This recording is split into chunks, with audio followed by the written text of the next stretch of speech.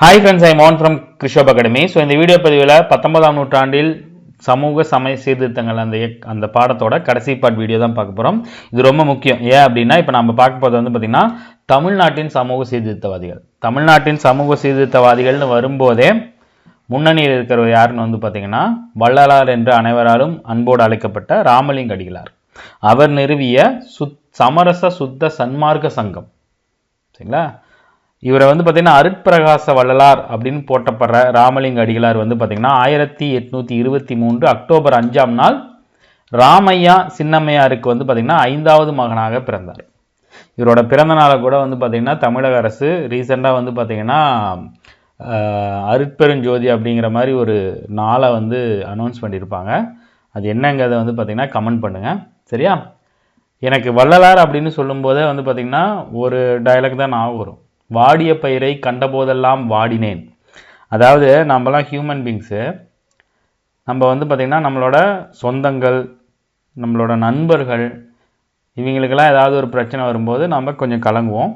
இல்லை நம்ம ரோட்டில் போயிட்டுருக்கும்போது சக மனிதனுக்கு இல்லை ஏதாவது ஒரு விலங்குக்கு ஏதாவது அடிபட்டால் கூட பார்க்கும்போது ஐயோ என்னடா அப்படிங்கிற மாதிரி நம்ம ஃபீல் பண்ணுவோம். ஆனால் இவர் எவ்வளோ ஒரு இரக்க குணமான ஒரு மனிதராக இருந்தால் வாடிய பயிரை கண்டபோதெல்லாம் வாடினேன். ஒரு பயிர் வாடுறத பார்க்கும்போது கூட எனக்கு வந்து பார்த்திங்கன்னா கஷ்டமாக இருக்குன்னு அப்படின்னு சொல்கிறதுக்கு ஒரு மனசு வரும்ல. அது எப்படி பாருங்க. அது அப்போனா இவர் எப்படிப்பட்டவர் அப்படின்னு தெரிஞ்சு வச்சுங்க. சரிங்களா? இவர் வந்து பார்த்திங்கன்னா சின்ன வயசில் இவர் வந்து பார்த்திங்கன்னா பெரிய செல்வ செழிப்பான குடும்பம் இல்லை, ரொம்ப எளிமையான குடும்பம் தான். சரிங்களா? சின்ன வயசுலேயே வந்து பார்த்திங்கன்னா இறைவன் நாட்களால் ஆட்கொள்ளப்பட்டு நூற்றுக்கணக்கான அருட்பாடல்களை எழுதியிருக்காரு. அந்த பாடல்கள் எல்லாம் தொகுத்து தான் வந்து பார்த்திங்கன்னா திருவருட்பா அப்படின்னு இருக்கும். ஸோ இவர் வந்தாலே திருவருட்பா. அருட்பெருஞ்சோதி அருட்பெருஞ்சோதி தனிப்பெரும் கருணை அருட்பெருஞ்சோதி. இவர் ஏற்றிய அந்த மக்களுக்காக இலவச உணவை இது பண்ணுறதுக்கோசரம் ஏற்றிய அந்த விளக்கு, அந்த அடுப்பு இன்னும் எரிஞ்சிட்டு இருக்கு அப்படின்னு சொல்லுவாங்க. சரிங்களா?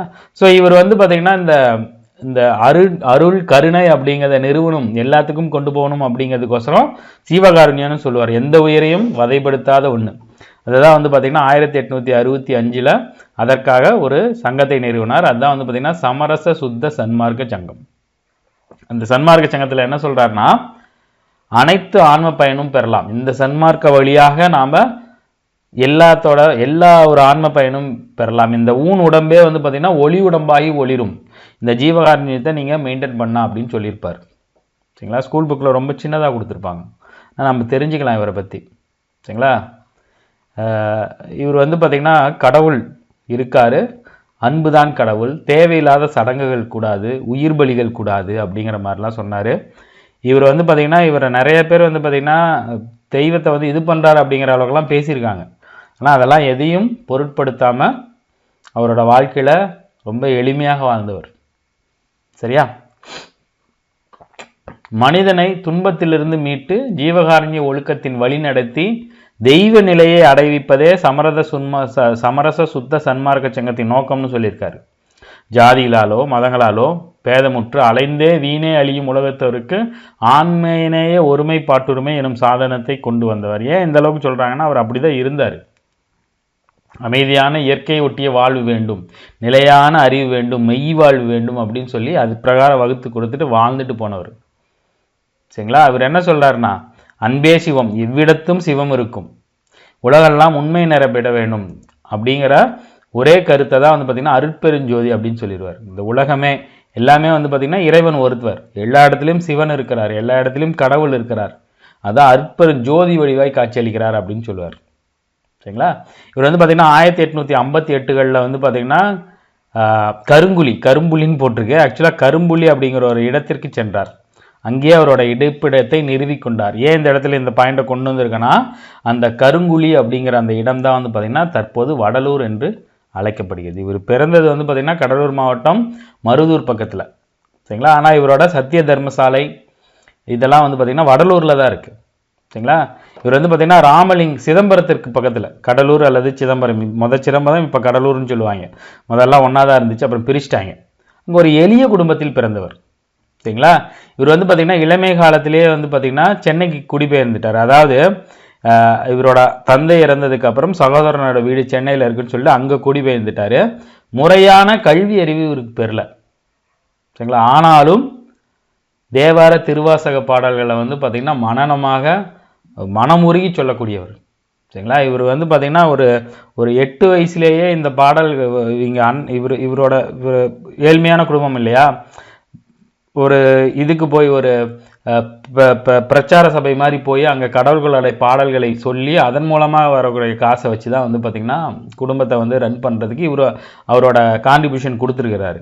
அப்படி போகும்போது 8 வயசுலேயே ஒரு பையன் வந்து பார்த்திங்கன்னா தேவார திருவாசக பாடல்கள் எப்படி பேசுகிறாரு அப்படின்னு எல்லாம் மெய்மறந்து போனாங்களாம், சரிங்களா. அவருடைய காலத்தில் வந்து பார்த்திங்கன்னா இந்து மதம் அப்படின்னு வரும்போது திருவாரூதுறை ஆதீன மடம், தர்மபுரம், திருப்பனந்தாள் போன்ற சைவ மடங்கள் வந்து பார்த்திங்கன்னா அப்போ அதிகமாக இருந்துச்சு 1800களில், சரிங்களா. ஆனால் ராமலிங்க அடிகள் வந்து பார்த்திங்கன்னா முற்போக்கு கருத்தை கொண்ட ஒரு சிந்தனையாளர், சரிங்களா. அவர் என்ன சொல்கிறாரு, மதம் இருக்கலாம் ஆனால் மதவெறி இருக்கக்கூடாது, பகுத்தறிவில்லாத நீங்கள் எதையும் பார்க்கக்கூடாது, நீங்கள் கடவுளைனா உள்ளுணர்வாக தான் நீங்கள் வந்து பார்த்திங்கன்னா உணர முடியும். அவர் அந்த உள்ளுணர்ந்த இதை வந்து பார்த்திங்கன்னா பாடல்கள்லாம் சொன்னார். இதை வந்து பார்த்திங்கன்னா வைதிக இந்துக்கள் வந்து இவர் மேலே பயங்கர விமர்சனங்களை வச்சுருக்காரு, சரிங்களா. இவர் வந்து பார்த்திங்கன்னா 1860களில் வந்து பார்த்திங்கன்னா சென்னை முழுக்க மிகப்பெரிய பஞ்சங்கள் வந்திருக்கு, சரிங்களா. நிறைய பேர் இறந்தாங்க, சரியா. அந்த டைமில் தான் வந்து பார்த்திங்கன்னா 1866களில் தான் இவர் என்ன பண்ணுறாரு, 66ல் சென்னை பஞ்சம் வருது, 67ல் தான் எல்லாத்துக்கும் சாப்பாடு போடணும் அப்படின்னு சொல்லிட்டு ஒரு தர்மசாலை நிறுவுறார், சரிங்களா. வடலூரில் தர்மசாலை நிறுவனதுக்கு காரணம் சென்னை பஞ்சம். அதுக்கு முன்னாடி 860கள் 50களில் நிறைய பஞ்சம் வந்திருக்குது. அந்த பஞ்சத்தில் எல்லாத்துக்கும் உணவளிச்சிருக்கிறார். அவரை பின்பற்றுறவங்க நிறைய பேர் அவரை பின்பற்ற ஆரம்பிச்சிட்டாங்க. ஸோ அந்த எல்லாத்தையும் ஒருங்கிணைக்கணும் அப்படிங்கிறதுக்கோசரம் தான் அவர் என்ன பண்ணுறாரு, 1872ல் சத்தியஞான சபையை நிறுவுறார். ஸோ சத்திய தர்மசாலை வேற, சத்திய ஞான சபை வேற, சமரச சுத்த சன்மார்க்கம் வேற, சரிங்களா. இவர் வந்து பார்த்திங்கன்னா அந்த நிறுவனப்படுத்தப்பட்டிருந்த சைவ அமைப்பு இருக்கு இல்லையா, அந்த மடங்கள் இருக்கு இல்லையா, மடங்களோட ஆதீனத்தம் மற்றவங்க எல்லாமே வந்து பார்த்திங்கன்னா இவர் மிகப்பெரிய அளவில் இவரை விமர்சனம் செஞ்சாங்க. ஆனால் இவரோட சீடர்கள், இவரை பின்பற்றியவர்கள் என்ன பண்ணாங்க, இவரோட கருத்துக்கள் பாடல்களை திரட்டி திருவருட்பா அப்படிங்கிற பெயரில் வந்து பார்த்திங்கன்னா ரிலீஸ் பண்ணாங்க 1867. அது ரிலீஸ் பண்ணும்போது அந்த சண்டை போட்டுட்டு இருந்த மோதல் வந்து பார்த்திங்கன்னா உச்சத்தை அடைந்தது. அந்த இவரை எதிர்த்தவங்களுக்கு தலைமை தாங்கியவர் யாருன்னு வந்து பார்த்திங்கன்னா ஆறுமுக நாவலர். இவளும் ஒரு தமிழ் அறிஞர் தான். இவர் இலங்கையை சேர்ந்தவர், சரிங்களா. அங்கே இருக்கிற சைவ சீர்திருத்தவாதிகள் இவரை பயங்கரமாக ட்ரோல் பண்ணுவாங்க, பயங்கரமாக விமர்சனம் பண்ணும்போது இவர் தெய்வ நிந்தனை பண்ணுறாரு, தெய்வத்துக்கு எதிராக பேசுகிறான்னு சொல்லி பல்வேறு கட்டுரைகளை ஆறுமுக நாவலரோட தலைமையில் நிறைய பேர் எழுதியிருக்காங்க, சரிங்களா. ஆனால் கடைசியில் வந்து பார்த்திங்கன்னா அவரோட அந்த இறைப்பணியை தாண்டிய சமூக பணி பலராலும் அங்கீகரிக்கப்பட்டது. அவருடைய எழுத்துக்கள் உலகம் பூரா போய் நிறைய சைவ சமயத்துக்கு இருக்க பிரிவினைகளையே மதிப்பிழக்க செய்யுது. அப்புறம் பாருங்கப்பா அப்படின்னு சொல்லிட்டு இவர் என்ன சொல்றாரு அப்படின்னா, துயரப்படும் உயிரினங்களை பார்த்து இரக்கம் கொள்ளாதவர்கள் கல் நெஞ்சக்காரர்கள், அவர்களின் ஞானம் மேகங்களால் மூடப்பட்டிருக்கும் அப்படின்னு சொல்லியிருப்பார். அவரோட அன்பையும் இரக்கத்தையும் மனிதர்கள் விலங்குகள் தாண்டி செடி கொடிகள் மேலேயும் வந்து காட்டியிருக்காரு. அதைத்தான் அவர் ஜீவகாருண்யம் சொன்னார். ஜீவகாருண்யம்னா உயிர்களை கொள்ளாதது. இவர்கிட்ட ஒரு கேள்வி கேட்டாங்க, இது ப்ளஸ் சிலபஸில் எல்லாம் நான் ரீசெண்டாக பார்த்த ஒரு இது. அதாவது சரி நீங்கள் வந்து ஆடு மாடு இதெல்லாம் சாப்பிடக்கூடாது, கோழி ஆடெல்லாம் பலி கொடுக்கக்கூடாதுன்னு சொல்லியிருக்கீங்க, அதெல்லாம் சாப்பிடக்கூடாது, சைவத்துக்கு மாறுங்க அப்படின்னு சொல்லும்போது, சைவத்தை சாப்பிடும்போது ஒரு இலைதலையும் சைவம் தானே அப்படின்னு வந்து சொல்லும்போது அவருக்கு வேற விளக்கம் சொல்கிறாரு. இப்போ நீங்கள் வந்து பார்த்தீங்கன்னா ஒரு மரத்தையோ இதையோ வெட்டி ஒரு இடத்துல வெட்டி அதை வேற இடத்துல நடும்போது அது வளர்ந்துக்கும். பழங்களை பறிக்கிறீங்களா, அதோட இலைகளை பறிச்சிங்கன்னா மறுபடியும் பூத்துக்கும். அதை பறிக்கும் போது அதுகளுக்கு வந்து பார்த்திங்கன்னா அதுக்கு உயிர் இருக்குது ஆனால் வலி இல்லை அப்படிங்கிற மாதிரி ஒரு மிகப்பெரிய விளக்கத்தை கொடுத்துருக்காரு, சரிங்களா. ஆனால் அது பெரிய விஷயங்க. நிறைய பேர் சைவத்துக்கு மாறுறாங்க, சரிங்களா. நான் நான்வெஜ் சாப்பிடுவேன், நீங்களும் நிறைய பேர் நான்வெஜ் சாப்பிடுவீங்க. பட் இருந்தாலும் இதெல்லாம் வந்து பார்த்திங்கன்னா நம்ம கடைபிடிக்கலாம், சரிங்களா. ஸோ 1865 இவர் என்ன பண்ணுறாரு, சமரச வேத சன்மார்க்க சங்கம் அமைப்பு அப்படி ஒன்று நிறுவுறாரு. அதுதான் பின்னாடி காலப்போக்கில் சமரச சுத்த சன்மார்க்க சத்திய சங்கம்னு மாறுச்சு. ஒவ்வொன்றுக்கும் ஒரு வருஷம் இருக்குது. சரிங்களா? சமரச சுத்த சன்மார்க்க சங்கம்னா 1865. சரிங்களா? சத்தியஞான சபைனா 1872. 1867 தான் வந்து பார்த்தீங்கன்னா இந்த சத்திய தர்மசாலையை நிறுவியிருப்பார். சரிங்களா? இவர் வந்து பார்த்தீங்கன்னா கடவுள்களை நினைத்து நிறைய நூல்கள்லாம் எழுதியிருக்காரு. இவர் பதிப்பிச்ச பணியும் செய்திருக்காரு. அதில் ரொம்ப முக்கியமானது என்னன்னு வந்து பார்த்தீங்கன்னா சின்மய திபிகை, ஒளிவில் ஒடுக்கம்னு அப்படின்னு சொல்லுவாங்க. ஒளிவில் ஒடுக்கம் அப்படின்னு சொல்லுவாங்க. தொண்டை மண்டல சதகம். சரிங்களா? உரைநடைகள், இவர் எழுதிய உரைநடைகள் மனுமுறை கண்ட வாசகம், ஜீவகாருண்ய ஒழுக்கம். இவரோட உச்சகட்ட படைப்பு எது? இவரோட பாடல்களை வந்து தொகுத்து கொடுத்தாங்க இல்லையா, அது வந்து பார்த்தீங்கன்னா திருவருட்பா அப்படின்னு சொல்லுவாங்க. கிட்டத்தட்ட 6000 பாடல்களை திரட்டி அந்த திருவருட்பா அழைக்கப்பட்டது. இது திருமுறையாக பிரிச்சிருக்காங்க. இதை வந்து பார்த்தீங்கன்னா அந்த முதல் 4 திருமுறைகளை வெளியிட்டவர் யாருன்னு வந்து பார்த்தீங்கன்னா தொழுவூர் வேலாயுதனார். யாரு? தொழுவூர் வேலாயுதனார் அப்படிங்கிறவர் தான். சரியா? ரொம்ப முக்கியம் திருவருட்பா. தமிழில் திருவருட்பா தான் முதல்ல கொடுப்பாங்க பழைய புக்கில். இப்போலாம் கொஞ்சம் மாறி இருக்கு. அருட்பெருஞ்சோதி, அருட்பெருஞ்சோதி, தனிப்பெருங்கருணை, அருட்பெருஞ்சோதி அப்படிங்கிற மாதிரி இருக்கும். நிறைய பாடல்கள் இருக்கும். இவரோட ரொம்ப முக்கியமான பாடல்கள் வந்து பார்த்தீங்கன்னா ஒரு பாடல், ரொம்ப நல்ல பாடல், எனக்கு அது டக்குன்னு மறந்து போச்சு. சரிங்களா? கருதிய நம்ம எடுத்துக்கிட்ட செயலை வந்து பார்த்தீங்கன்னா பசி நோக்கார் உணவு உண்பார், எதையும் பார்க்க மாட்டாங்க. படிக்கிறது எப்படிங்கிறத நீங்கள் அந்த பாடத்தை வச்சுக்கலாம். அது நான் வேற ஒரு வாய்ப்பு கிடைக்கும்போது அந்த பாடலை வந்து நான் உங்களுக்கு சொல்கிறேன். சூப்பராக இருக்கும். சரிங்களா? ஸோ சமய நெறிகள் இது ஏன் கேட்டிருக்காங்கன்னு வந்து பார்த்தீங்கன்னா இது இப்போ ரீசெண்டாக வர தேர்வுகள்லாம் வந்து பார்த்தீங்கன்னா அப்படியே இடையில சொல்லிடுறாங்க. யூனிட் 6லேயும் வந்து பார்த்தீங்கன்னா வள்ளலார் ரொம்ப முக்கியமான ஆள், ஹிஸ்ட்ரியிலையும் முக்கியமான ஆள், சீர்திருத்தம் வரும்போதும் வரும். சரிங்களா? அவரோட சமய நெறிகள் நீங்கள் தெரிஞ்சு வச்சுக்கணும். தமிழ்லையும் கேட்கலாம், ஜிகேலையும் கேட்கலாம். அவர் என்ன சமய நெறிகள்லாம் என்ன சொன்னார்? எந்த உயிரையும் கொல்லக்கூடாது, எல்லா உயிர்களும் நமது உறவுகளே, அவற்றை துன்புறுத்தக்கூடாது, சிறு தெய்வ வழிபாடு கூடாது, அவற்றின் பெயரால் பலியிடுதல் கூடாது. சிறு தெய்வ வழிபாடு தான் வந்து பார்த்தீங்கன்னா நம்ம ஆடு மாடு கோழிலாம் கொடுப்பாங்க, அது பண்ணக்கூடாது அப்படின்னு சொல்லுவாங்க. சரிங்களா? பசித்தவர்களுக்கு சாதி சமயம் இனம் மொழி வேறுபாடு கருதாக உணவளித்தல் வேண்டும். கடவுள் ஒருவரே, அவர் அருட்பெரு ஜோதி ஆவார். மனித இனத்திற்கு செய்யும் தொண்டே முக்தியை அடைவதற்கான வழி. இறைவனை அருட்பெருஞ்சோதியாக உணர்ந்து குறுகிய சமய எல்லை கோடுகளை கடந்து சமய ஒருமைப்பாட்டை காண வேண்டும். சன்மார்க்க ஒழுக்க நெறிகளான செயல் ஒழுக்கம், ஜீவ ஒழுக்கம், ஆன்ம ஒழுக்கம் போன்றவை முக்கிய ஒழுக்க நெறிகள்னு சொல்லியிருக்காரு. மனித தொண்டாற்றல் மூலமாக தான் வாழ்வில் முழு பயனை பெற்று இறையோடு ஒன்ற வேண்டும். சமயத்தில் சடங்குகள் பொருளற்றவை என்று கூறி வைதிக முறையை தவிர்த்து வழிபட வேண்டும். சமய சடங்குகள் இல்லை, பொருளற்றவைன்னா பொருளற்றவை இங்கே வரது எல்லாமே மீனிங்லெஸ்ன்னு சொல்றாங்க. சரிங்களா? உருவ வழிபாடும் கிராம தெய்வ வழிபாடுகளும் தேவையற்றவை. ஏன்னா கிராம தெய்வ வழிபாடு, சிறு தெய்வ வழிபாட்டில் தான் வந்து பார்த்தீங்கன்னா உங்களுக்கு ஆடு கோழியெல்லாம் வந்து பலி கொடுப்பாங்க. சரிங்களா? அது நம்மளோட கல்ச்சர். சரிங்களா? ஆனால் அது அவரோட சமய நெறியில் வரல, அதை பண்ணக்கூடாது அப்படின்னு சொல்லியிருக்காரு. சரிங்களா? சமூக நெறிகளும் வந்து சிலது சொல்லியிருக்காரு. சமூகத்தில் நம்ம எப்படி இருக்கணும், சமூக பிரிவு ஜாதி பிரிவுலாம் வேணாம், அறியாமையின் வெளித்தோற்றங்களை சுட்டிக்காட்டி சமூக அமைப்பில் மாற்றம் வேணும் அப்படின்னு சொன்னார். ஜீவகாருண்ய ஒழுக்கம் மூலம் ஆன்மீக நேயப்பாட்டை அடையலாம் அப்படின்னு சொல்லியிருக்காரு. உலகத்தோர் மனித பிறவிகளிடத்தும் பிற உயிர்களிடத்தும் அன்பு காட்ட வேணும் அப்படின்னு சொல்லியிருக்காரு. இதனால தான் வந்து பார்த்தீங்கன்னா பாரதியார் வந்து பார்த்தீங்கன்னா இவரை வந்து பார்த்தீங்கன்னா சுத்தமான துறவி அப்படின்னு சொல்லியிருப்பார். பல்வேறு தலைவர்கள் இவரை புகழ்ந்திருப்பாங்க. சரிங்களா? இளம் சமூகத்துக்கும் சிலது சொல்லியிருக்காரு. நல்லோர் மனத்தை நடுங்க செய்யாதே, பசித்தோர் முகத்தை பார்த்திராதே, குருவை வணங்க தயங்கி நிற்காதே, வெயிலுக்க ஒதுங்க விருச்சம் அளிக்காதே, தாய்மொழி தள்ளி நடக்காதே, உன்னோட இதை காட்டுறதுக்கு மற்றவர் இல்லம் புகாதே. இந்த மாதிரி நிறைய சொல்லியிருப்பார். ஏன்னா வந்து மரத்து மேலே பறவைகள் மேலே கல்லெறியாதே, உனக்கு வந்து உதவி செஞ்சவங்களை வந்து இது பண்ணாது அப்படிங்கிற மாதிரி நிறைய சொல்லியிருப்பார். அதெல்லாம் கேட்குறாங்க இப்போலாம் அடிக்கடி. சரிங்களா? ராமலிங்க அடிகளார் வந்து பார்த்திங்கன்னா ஏன் இந்த அளவுக்கு போற்றப்படுறாருன்னா மனிதன் விலங்கை தாண்டி செடி கொடியில் மேலும் அன்பு வைத்தவர். இங்கே வந்து பார்த்திங்கன்னா சைவத்திலேயே இந்த சமயத்தை வைத்து சிவனை வழிபடுவார். கந்தக்கோட்டை முருகப்பெருமாளை வந்து பார்த்திங்கன்னா மிகப்பெரிய அளவில் இவர் வழிபடுவார். கந்தக்கோட்டை முருகன் அப்படின்னு வந்தாலே வள்ளலார் வந்துடுவார். சரிங்களா? ஸோ தேவையற்ற பொருளற்ற சமய சடங்குகள், உயிர் பலிகள், ஜாதி வேற்றுமையெல்லாம் இல்லாமல் இருந்தால் இறைவனை அடையலாம் அப்படின்னு சொல்லியிருப்பார். சரியா? ஸோ அடுத்து நாம் பார்க்க போகக்கூடிய இதுனா இவர் இல்லாமல் இந்த சமூக சீர்திருத்தம் அப்படிங்கிறது முழுமையடையாது. யாருன்னு வந்து பார்த்தீங்கன்னா அயோத்திதாச பண்டிதர். பௌத்தத்தின் மீட்டுருவாக்கம், சரிங்களா? தென்னிந்திய சீர்திருத்தத்தின் தந்தைன்னு சொல்லுவாங்க இவர். சரிங்களா?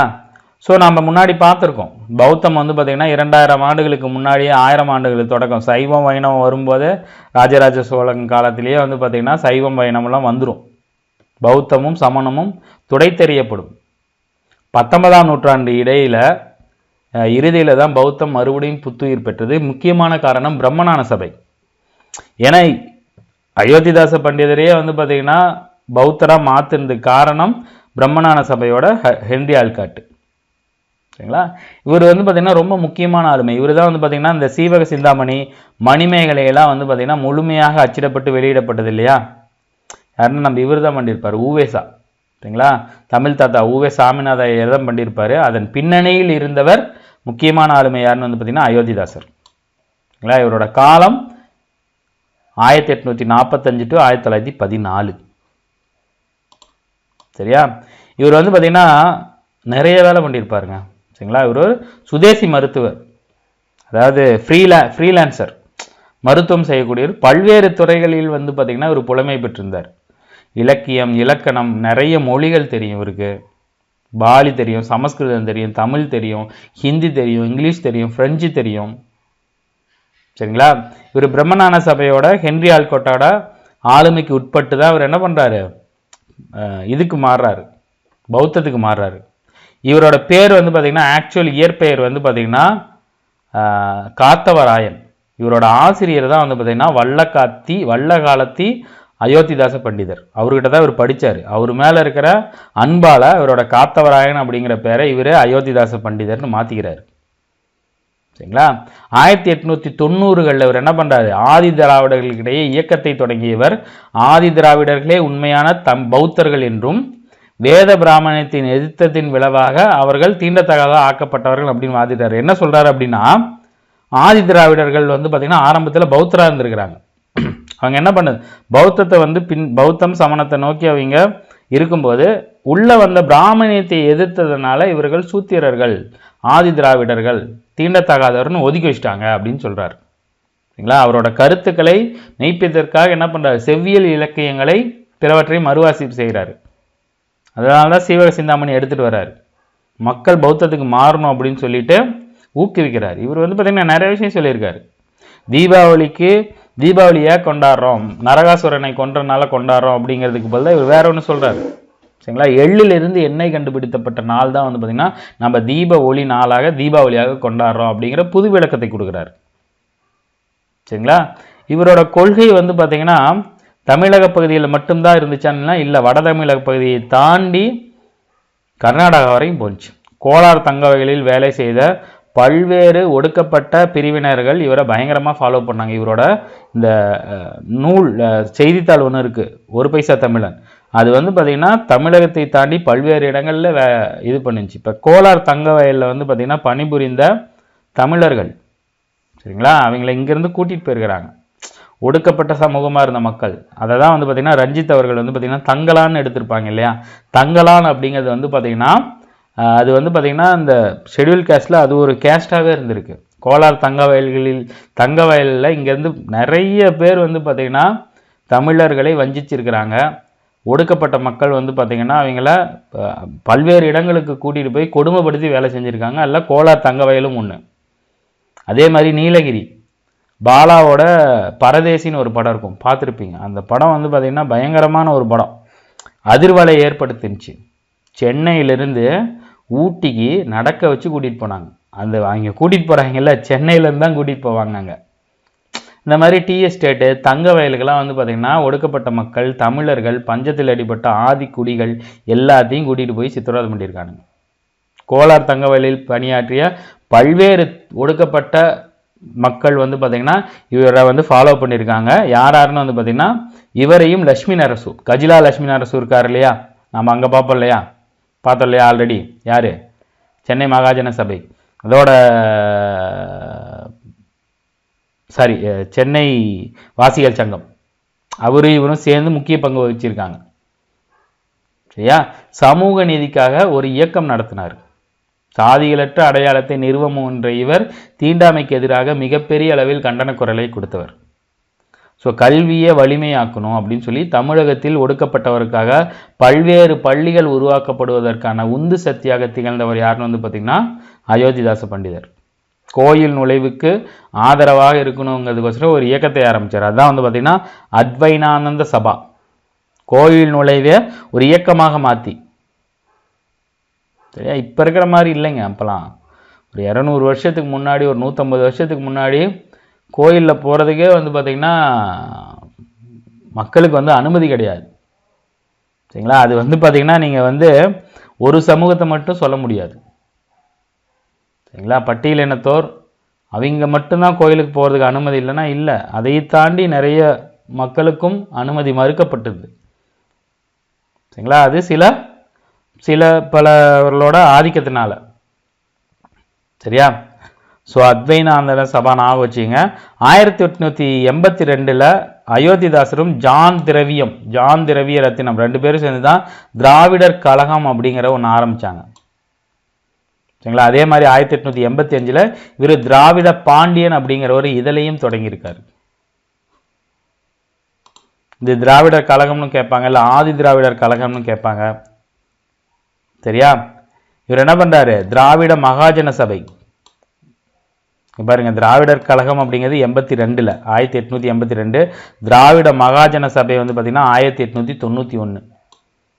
குழப்புவாங்க, பார்த்துங்க. இதோட முதல் மாநாட்டை நீலகிரியில் நடத்தினார். ஏன் நீலகிரி அப்படின்னு பார்த்தீங்கன்னா, நான் தான் சொன்னேன் இல்லையா, பல்வேறு ஒடுக்கப்பட்ட மக்களை நீலகிரியில் இருக்கிற டீ எஸ்டேட்டில் வேலை செய்யறதுக்கோசரம் வெள்ளைக்காரனோட சேர்ந்து அவருக்கு ஜால்ரா அடிக்கக்கூடிய ஜமீன்தார்கள் நிறைய பேர் அப்படியே வித்துட்டானுங்க. ஸோ நீலகிரியில் பார்த்தீங்கன்னா அந்த மக்கள் அதிக அளவில் இருந்தாங்க. அதனால தான் அவரோட மாநாட்டை நீலகிரியில் நிறுவினார். சரிங்களா? பிரம்மஞான சபையை நிறுவிய ஹென்றி ஆல்காட் இருக்கார் இல்லையா, அவர் பார்த்தீங்கன்னா இவரோட பயங்கரமான ஒரு நண்பர் பழக்கம் அவருக்கு. ஸோ அவரோட இதில் தான் இவர் என்ன பண்ணுறாரு, 1898 இலங்கை போய் அங்கே நிறைய புத்த பிச்சைகளை பார்த்துருப்பார். நம்ம ஆல்ரெடி மேலே பார்த்தோம். சரியா? அங்கே இருந்துட்டு அவர் என்ன பண்ணுறாரு, அப்படியே பௌத்தத்தை தழுவுறாரு. அதே வருஷம் 1892 பௌத்தத்தை தழுவி அதை பார்த்தீங்கன்னா அதை கட்டமைக்கணும், தமிழ்நாட்டில் மறுபடியும் கொண்டு வரணுங்கிறதுக்கோசரம் சாக்கிய பௌத்த சங்கம் அப்படிங்கிற அமைப்பை சென்னையில் நிறுவுறாரு. அதுக்கப்புறம் இவரோட மிகப்பெரிய பங்களிப்பு என்னன்னு பார்த்தீங்கன்னா ஒரு வாராந்திர பத்திரிகை, ஒரு பைசா தமிழன். 1907. சில புக்கில் 6ன்னு கொடுத்துருப்பாங்க, கூகுளில் 6 வருது, சில புக்கில் 7 வருது, பார்த்து வச்சிங்க. சரிங்களா? எது சார் கரெக்டுன்னு தெரில, 6 தான் சில இடத்துல வருது, சில இடங்களில் 7ம் வருது. சரியா? ஸோ 1907 ஒரு பைசா தமிழன்னு தொடங்கி அதுக்கப்புறம் அதை தமிழன்னு மாற்றிருப்பார், பேரை மாற்றிருப்பார். சரிங்களா? 25 பைசாவுக்கு எவ்வளோக்கோ அந்த நாளிதழ் வந்திருக்கும், ரொம்ப கம்மி விலை, 2 அணாவோ எவ்வளவோ சொல்லியிருப்பாங்க. சரிங்களா? அதான் அவர் 1914 செத்து போயிட்டார். அவர் சாவர வரைக்கும் அந்த பத்திரிகையை நடத்தியிருக்கிறார். ஒரு பைசா தமிழன், பின்னாடி அது தமிழன் அப்படின்னு பெயர் மாற்றப்பட்டது. சரியா? ஸோ அடுத்து நாம் பார்க்கக்கூடிய மிகப்பெரிய ஆளுமை யாருன்னு பார்த்தீங்கன்னா வைகுண்ட சாமிகள். வைகுண்ட சாமிகளை பார்த்தீங்கன்னா இவர் இந்த டவுன் சவுத்தில் பயங்கர ஃபேமஸுங்க. சரிங்களா? இவர் இவ்வளோ பெரிய ஆளுமை அப்படிங்கிறது நான் ஒரு படம் பார்த்தேன், பைரி அப்படின்னு சொல்லிட்டு, இந்த புறா பந்தயத்தை மேட்ச் பண்ண ஒரு படம். நாகர்கோவில் பக்கம் கும்பிடுவாங்க போல், நாகர்கோவிலோ கன்னியாகுமரி நாகர்கோவில் பக்கம் பார்த்தீங்கன்னா இவர் எவ்வளோ பெரிய ஆளுமை அப்படிங்கிறது அந்த படம் பார்க்கும்போது எனக்கு தெரிஞ்சிச்சு. சரிங்களா? அது மட்டும் இல்லாமல் பெரிய ஆளுங்க இவர். அந்த பக்கம் பார்த்தீங்கன்னா திருவிதாங்கூர் சமஸ்தானத்தையும் பிரிட்டிஷ் அரசையுமே எதிர்த்து நின்ற ஒரு சமய சீர்திருத்தவாதி. இங்கே பாருங்க, தென்னிந்திய சமூக சீர்திருத்தவாதிகளின் தந்தைன்னு சொல்லுவாங்க, இவரையும் சொல்லுவாங்க, அயோத்திதாசரையும் சில இடங்களில் சொல்லுவாங்க. சரியா? அதனால் பார்த்தீங்கன்னா யார் ஆப்ஷனில் கொடுக்குறாங்கிறத பொறுத்து. சரிங்களா? இவர் பார்த்தீங்கன்னா கன்னியாகுமரி மாவட்டம், அப்போ பார்த்தீங்கன்னா தென் திருவிதாங்கூர். கன்னியாகுமரியெலாம் பார்த்தீங்கன்னா மொழி வாரியமாக பிரிக்கும்போது கன்னியாகுமரி, தோவால, இன்னும் பார்த்தீங்கன்னா இதெல்லாம் சிலதெல்லாம் நம்மளுக்கு வந்துருச்சு. நாகர்கோவிலும் கேரளா போக வேண்டியது. அப்புறம் நம்ம ஆளுங்க போராடி இவர் நம்ம மாப்போசி சிலம்பு செல்வர் அவரெல்லாம் போராடி தான் கொண்டு வந்தாங்க. சரிங்களா? மார்ஷல், நேசமணி இவங்கெல்லாம். சரியா? இந்த கன்னியாகுமரி மாவட்டத்தில் வந்து பார்த்திங்கன்னா சாஸ்தா கோவில் விலை, சாமி தோப்புன்னு இப்போ கூப்பிட்றாங்க. அப்போ வந்து பார்த்திங்கன்னா சாஸ்தா கோவில் விலை அப்படிங்கிற ஊரில் 1809 தான் வந்து பார்த்திங்கன்னா ஒரு ஏழை குடும்பத்தில் பிறக்கிறாரு.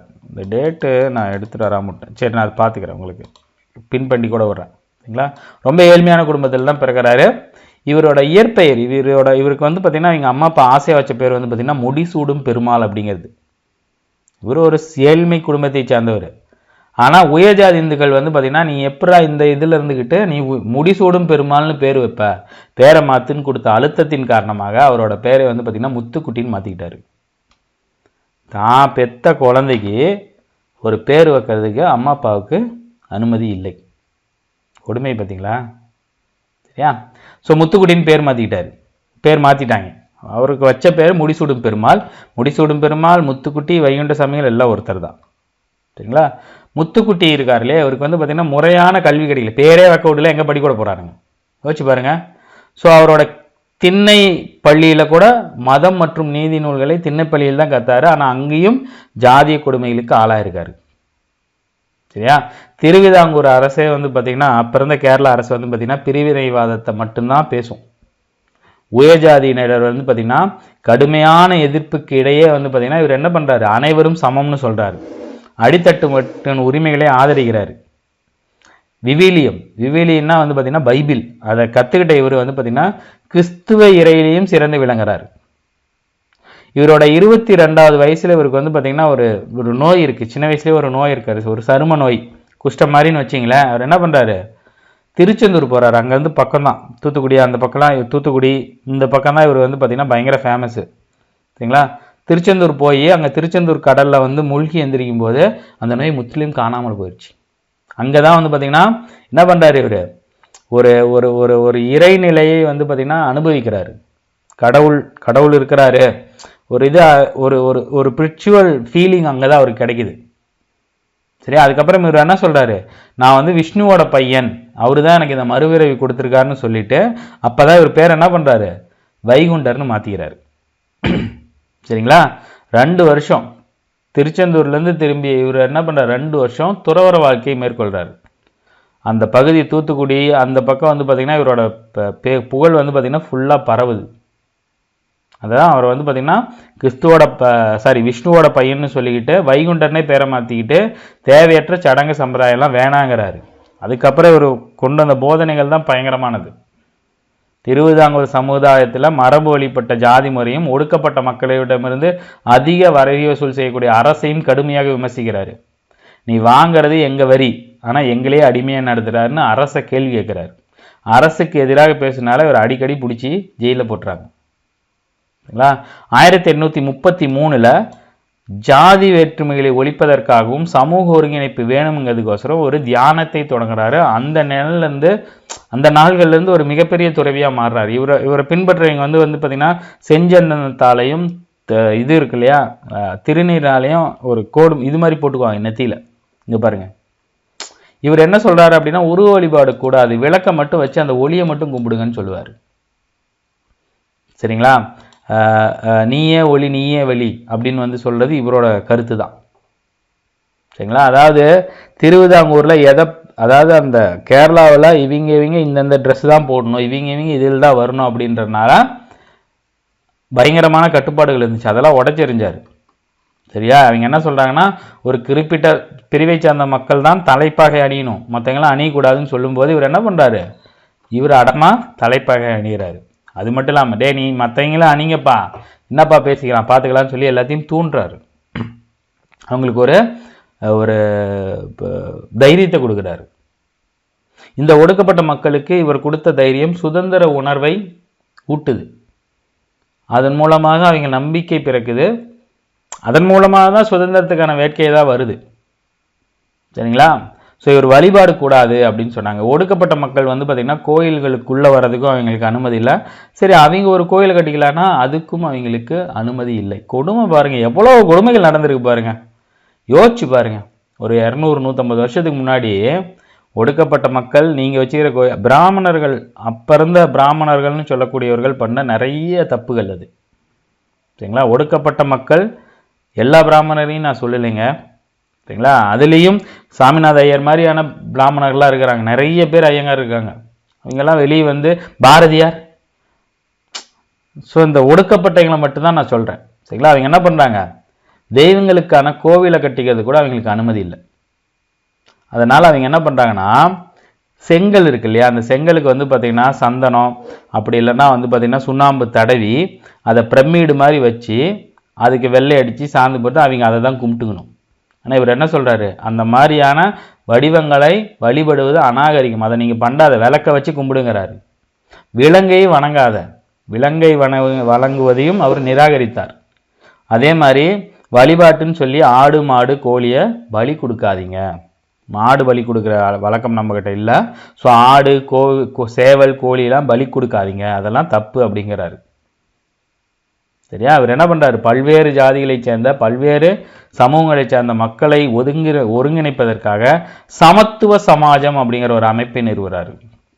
அந்த அமைப்பு வெற்றி பெறுவதற்காக எல்லாத்தையும் கூப்பிட்டு சமபந்தி விருந்து நடத்துகிறாரு. எல்லாரும் ஒரே இடமா உட்காந்து ஒரே இலையில் சாப்பிடுங்க. சரிங்களா? இவர் வந்து பார்த்திங்கன்னா திருவிதாங்கூர் அரசாங்கையும் பிரிட்டிஷ் அரசையும் பயங்கரமாக வந்து பார்த்திங்கன்னா விமர்சித்து பேசியிருப்பார். இவர் என்ன சொல்கிறாருன்னா, வெள்ளை பிசாசுகளின் ஆட்சி, கருப்பு பிசாசுகளின் ஆட்சிங்கிறார். வெள்ளை பிசாசுனா பிரிட்டிஷ்காரன், கருப்பு பிசாசுனா திருவிதாங்கூர். சரிங்களா? 1838 இவரை அரெஸ்ட் பண்ணப்போ விடுதலை ஆனார் இல்லையா? விடுதலை ஆனதுலேருந்து இவர் என்ன எல்லாரும் கூப்பிட ஆரம்பிச்சிட்டாங்க, ஐயா அப்படின்னு சொல்லிட்டாங்க. ஐயாவளி, ஐயாவு, ஐயாவளி. இவருடைய பின்பற்றவங்க எல்லாமே வந்து பார்த்திங்கன்னா ஐயாவளி அப்படின்வாங்க. எல்லாத்து வீட்லேயும் இவரோட ஃபோட்டோ இருக்கும் அந்த பக்கம். சரிங்களா? எல்லாரும் ஐயா பார்த்துக்குவார் அப்படின்னு சொல்லுவாங்க. ஐயா இருக்கிறார், ஐயா அவனை பார்த்துக்குவாருங்கிற மாதிரி ஒரு கடவுளாகவே மாற்றிட்டாங்க. சரிங்களா? இவரோட கருத்துக்கள் மக்களிடையே மிகப்பெரிய மாற்றத்தை ஏற்படுத்தியது. சமூக பழக்க வழக்கங்களிலிருந்தும், மோசமான சமூக பழக்க வழக்கங்களிலிருந்தும் மூட நம்பிக்கையிலிருந்தும் வெளிவரதுக்கு இவர் இது பண்ணார். இவரோட கருத்துக்கள் எல்லாம் ஒரு நூலாக திரட்டப்பட்டது. அதுதான் வந்து பார்த்திங்கன்னா அகில திரட்டு அப்படின்னு சொல்லுவாங்க. இவரோட கருத்துக்கள் இன்னும் சில பேர் வந்து பார்த்திங்கன்னா இவரோட வாழ்க்கை வரலாறே திரட்டு தான் அகில திரட்டு அம்பானைன்னு கூட சொல்கிறாங்க. சரிங்களா? அதே மாதிரி இந்த பீடம் பூடம் அப்படிங்கிறது அந்த செங்கலை வச்சு கும்புறாங்கல்ல, அதுதான் வந்து பார்த்திங்கன்னா பீடம் அல்லது பூடம்னு சொல்லுவாங்க. அதை பண்ணாதீங்க, உருவ வழிபாடு வேணான்னு சொன்னார், விலங்குகளை பலியிட வேணான்னு சொன்னார், சைவ உணவு பழக்கத்தை பழக்கிக்கணும் அப்படின்னு சொன்னார். தமிழ்நாட்டில் சமய குறைபாடுகளை போக்கவும் சமய தீமைகளை அகற்றவும் சீர்திருத்த இயக்கம் தொடங்கி வச்சார். சரிங்களா? அன்பு நெறி தான் முக்கியம், கொல்லாமை வேணும் அப்படின்னு சொல்லியிருக்காரு. அதே மாதிரி வழிபாட்டில் எளிமை வேணும்னு சொன்னார். சிறுதெய்வ வழிபாடு வேணான்னு இவரும் சொல்லியிருக்கார். அறிவுக்கு பொருந்தாத செயல்களை செய்யாதீங்க, காணிக்கை இடுதலை ஒழிங்க, காணிக்கை கொடுக்காதீங்க கடவுளுக்கும் மனிதருக்கும் நடுவில் எந்த ஒரு புரோக்கரும் வேணாம், இடைத்தரகர் வேணான்னு சொன்னார். இசையும் நறுமண பொருள்களையும் தவிர்க்கணும் அப்படின்னு சொன்னார். இங்கே பாருங்கள், இது ஒரு டிஎன்பிசியில் கேட்டிருக்காங்க. வைகுண்ட சாமிகள் இசையை தவிர்க்கணுமான்னு சொன்னார்னா ஆமாம். சந்தனமும் வெண்மண்ணும், சந்தனமும் திருநீரும் பயன்படுத்தி வழிபடுதல், இந்த முறையை பின்பற்றுங்கன்னு சொல்லியிருக்காரு. இசையும் நறுமண பொருளையும் தவிருங்க, காணிக்கையை ஒழிச்சிருங்க, வழிபாட்டில் எளிமையாக இருங்க. அதே மாதிரி என்னை பார்க்க வரீங்க, என்னை கும்புறவங்கெல்லாம் தியானம் செய்யுங்க, என்னை பின்பற்றவர்கள் தியானம் செய்யுங்க, தலைப்பாகை அணிந்து தியானம் செய்யுங்கள், ஆடம்பரம் தவிர்த்து அன்பு காட்டுவதை பகிர்ந்து உண்ணும் பண்பு எல்லாத்தையும் வந்து பார்த்திங்கன்னா வளர்த்துருக்காரு. சரிங்களா? நான் சொன்னேன் இல்லையா, இவரோட பாடல்களை தான் அகில திரட்டு அம்பானின்னு சொல்கிறாங்க. சில பேர் வந்து பார்த்திங்கன்னா இவரோட வாழ்க்கையை தான் அகில திரட்டு அப்படின்னு சொல்கிறாங்க. இந்த அகில திரட்டு அப்படிங்கிற தொகுத்தவர் யாருன்னு வந்து பார்த்திங்கன்னா இவரோட சீடர் ராமகோபால். இது ரொம்ப முக்கியம். சரி, என்னது ராமகோபால். நான் சொன்னேன் இல்லையா, இவர் என்ன பண்ணுறாரு, ஆங்கில ஆட்சியையும் திருவிதாங்கூர் அரசையும் வெள்ளை பிசாசுகளின் ஆட்சி, கருப்பு பிசாசுகளின் ஆட்சின்னு விமர்சிச்சிருக்காரு. இவர் என்ன பண்ணுறாரு, இவரை பின்பற்றியவர்கள், இவர் வந்து பார்த்திங்கன்னா பல்வேறு வழிபாட்டு தலங்கள் வந்து பார்த்திங்கன்னா உருவாக்குனார். அந்த வழிபாட்டு தலங்கள் எல்லாமே வந்து பார்த்திங்கன்னா நிழல் தாங்கல் அமைப்புகள் அப்படின்னு சொல்லியிருப்பாங்க. மக்கள் அனைவரையும் ஒன்றுபடுத்தி துவையல் பந்தினா தான் சமயபந்தி. சரியா? ஸோ 1851 இவர் இறந்துறாரு. இவர் இறந்ததுக்கு அப்புறமும் அந்த இவரை பின்பற்றுறதுனால வந்து பார்த்திங்கன்னா அந்த திருவிதாங்கூர் பகுதிகளில், அந்த கன்னியாகுமரி பகுதிகளில் இவரை வழிபட்டனால கிறிஸ்துவம் பரப்புறதுக்கு மிகப்பெரிய சவாலாக வைகுண்ட சாமிகள் விளங்கியிருக்கார். சரிங்களா? இவரை பற்றி ஸ்கூல் புக்கில், அவுட் சோர்ஸில் எல்லாத்துலேயும் இவ்வளோ தான் இருக்குது. சரிங்களா? இதுலேருந்து தான் மேக்ஸிமம் கேட்டிருக்காங்க. சரியா? இவரோட கொள்கைகள் அவ்வளோதான். விலங்கை வந்து துன்புறுத்தாத, புலால் உண்ணாத, மாமிசம் உண்ணாத, உருவ வழிபாடு வேணாம், சிறுதெய்வ வழிபாடு வேணாம், ஆடம்பரம் வேணாம், காணிக்கை வேணாம் அப்படின்னு சொல்லியிருக்காரு. சரிங்களா? இதோட வந்து பார்த்திங்கன்னா இது முடியுது. இதுவும் வந்து பார்த்திங்கன்னா கிட்டத்தட்ட ஒரு 35 நிமிஷத்துக்கு பக்கமாக வந்துடும். மொத்தம் இது வந்து பார்த்திங்கன்னா 4 பார்ட் வீடியோ. எதுவுமே 3/4 மணி நேரத்துக்கு குறையாமல் இருக்காது. சரியா? ஸோ இதுவும் வந்து பார்த்திங்கன்னா உங்களுக்கு 10th 12th அவுட் சோர்ஸு எல்லாத்தையும் கலந்து போட்டு தான் எடுத்திருக்கு. சரியா? ஸோ இந்த வீடியோ பதிவு பயனுள்ளதாக இருக்கும்னு நினைக்கிறேன். இதே மாதிரி அடுத்த ஒரு வீடியோ பதிவில் நாம் சந்திப்போம். தேங்க்யூ. இதோட வந்து பார்த்திங்கன்னா இந்த பாடமும் முடியுது. சரியா? ஸோ பார்த்துட்டு உங்கள் கமெண்ட்ஸ் என்ன அப்படிங்கிறத மட்டும் பண்ணுங்கள், நான் பார்த்துக்கிறேன். சரியா? தேங்க்யூ.